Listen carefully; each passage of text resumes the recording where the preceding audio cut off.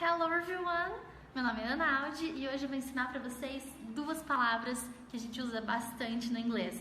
E essas palavras são com e sem. Como que a gente fala com alguma coisa ou sem alguma coisa?